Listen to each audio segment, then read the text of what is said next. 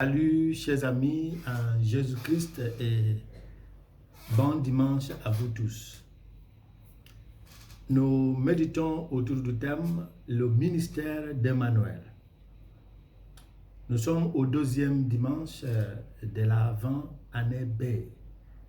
Et l'Église nous propose la prophétie d'Ésaïe au chapitre 40, versets 1 à 5 et versets 9 à 11. La première lettre de Saint-Pierre au chapitre 3, versets 8 à 14. Et l'évangile selon Saint Marc, chapitre 1, versets 1 à 8. Le ministère d'Emmanuel.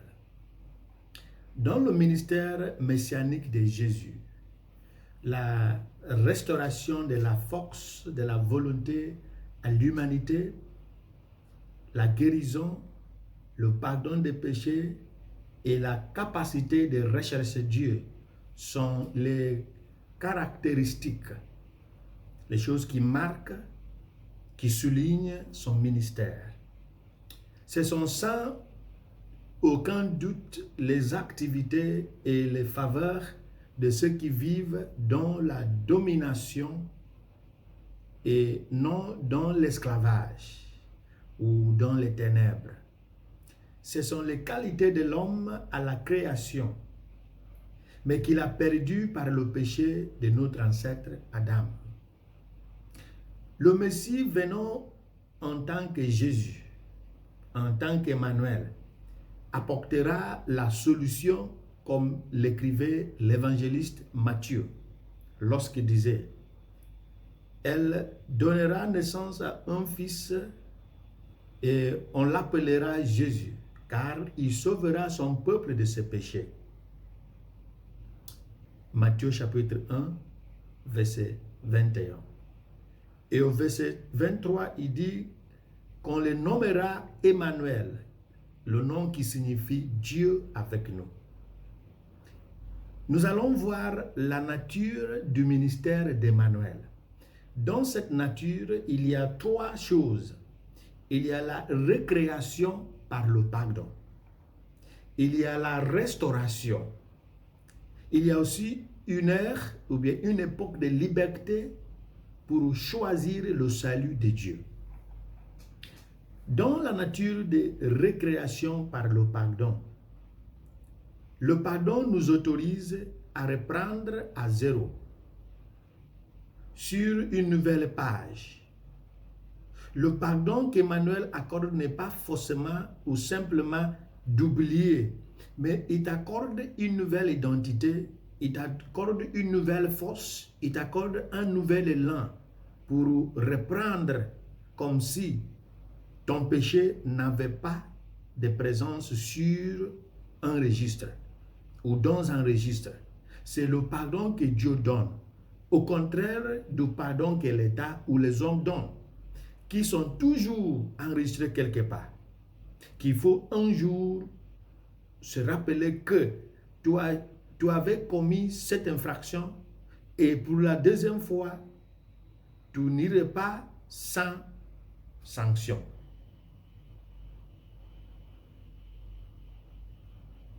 Dans cette nature, la présence restaurée s'est aboutie à l'institution du temple divin dans le cœur des croyants. Raison pour laquelle Paul nous rappelle que notre corps est un temple de l'Esprit Saint qui habite en nous. 1 Corinthiens chapitre 6, verset 19. La deuxième nature du mystère d'Emmanuel, c'est la restauration.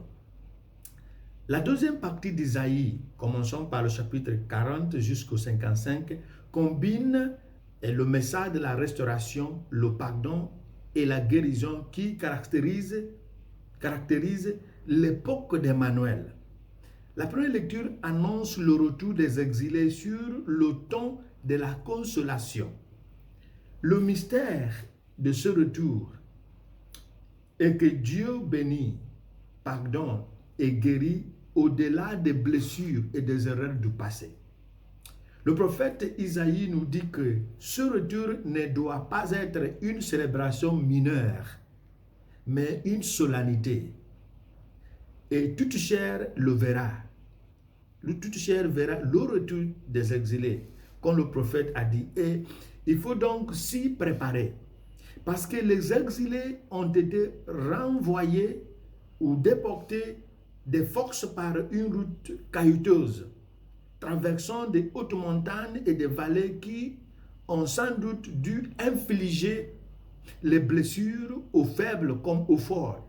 Isaïe maintenant vient annoncer que ces rudes épreuves doivent être aplanies, de sorte que le retour des exilés ne reste qu'un retour de joie non allié à des blessures, contrairement à la déportation à Babylone.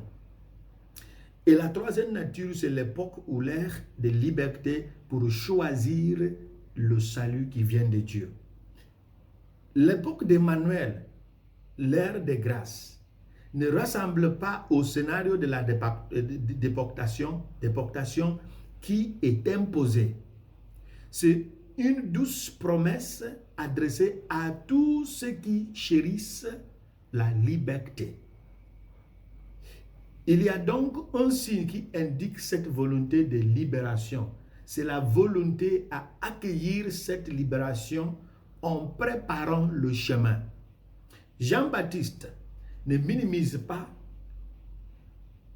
d'exiger sur cela.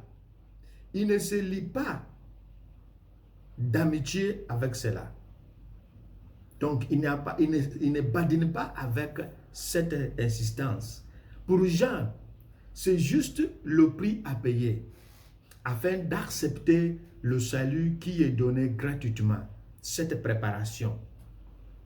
Alors, dans le ministère de Jean-Baptiste, la confession, le pardon des péchés et le baptême sont les activités parce qu'il nous propose quelque chose gratuitement, mais il nous pose des conditions. Si vous voulez gratuitement recevoir gratuitement, il faut tel, tel et tel.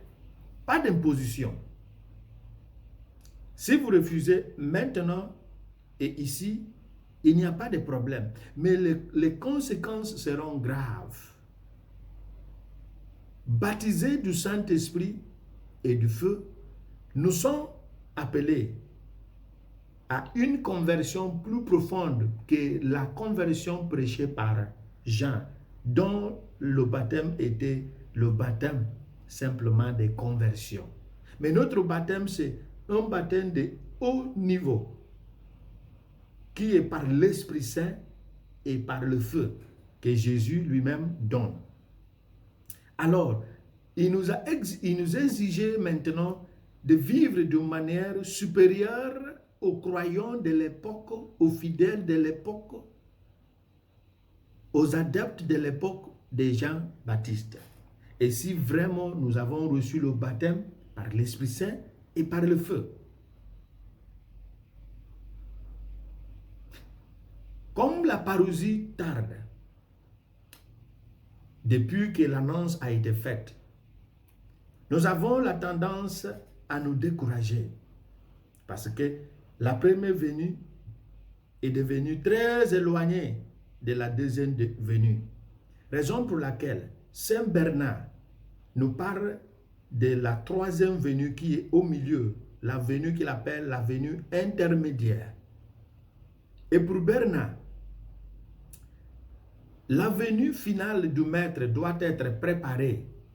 Mais la grande question, c'est comment la préparer. C'est pourquoi Bernard propose ce qu'il appelle la venue intermédiaire, en citant le texte de l'Évangile. Si un homme m'aime, il gardera mes paroles, et mon Père l'aimera, et nous viendrons à lui, et nous ferons en lui notre demeure. Jean chapitre 14, verset 23.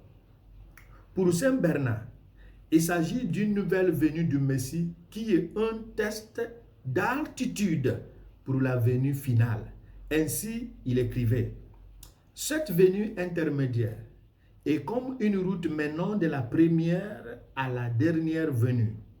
Dans la première venue, le Christ était notre rédemption. Dans la dernière, il apparaîtra comme notre vie. Dans cette venue intermédiaire, il est notre repos et notre consolation. » Ça, c'est l'extrait tiré de la lettre patristique de l'office de lecture de mercredi de la première semaine de l'Avent. Sermon de Saint Bernard. Cette venue intermédiaire est bien prononcée par le message d'Ésaïe qui annonce le repos et la consolation aux repatriés de la captivité babylonienne tel qu'il nous est adressé aujourd'hui.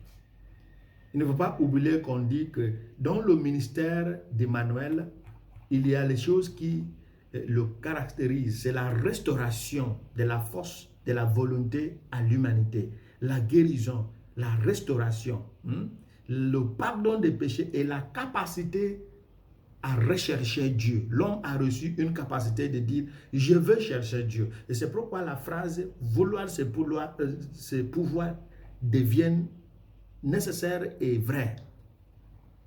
Chers frères et sœurs, dans ce deuxième dimanche de l'Avent, l'ère d'Emmanuel manifeste ce qu'on appelle le silence divin et la patience qui est très mystérieuse et qui est parfois interprétée à tort comme une faiblesse divine ou l'inexistence de Dieu. Mais l'apôtre Pierre nous met en garde contre ce qu'on appelle le laxisme spirituel. Préparons-nous à cette venue. Un philosophe français a un message pour ceux qui doutent lorsqu'il disait « Préparez-vous par votre vie à la venue du Seigneur au cas où nous découvrions enfin qu'il est réel. Mais si Dieu n'existe pas enfin, vous n'avez rien à perdre. » Ça, c'est Blaise Pascal. Mais pour nous, les croyants, Dieu est réel. C'est notre foi. C'est la foi de l'Église catholique. Car notre foi, qui est basée sur Dieu, qui ne peut ni se tromper ni nous tromper, ne pourra jamais nous tromper. Que le mystère d'Emmanuel nous favorise par la guérison, par la consolation, par le pardon, par la restauration et par le don d'une force, d'une grâce de vouloir et de pouvoir chercher Dieu et de le trouver. Qui nous bénisse, le Père, le Fils, le Saint-Esprit. Amen.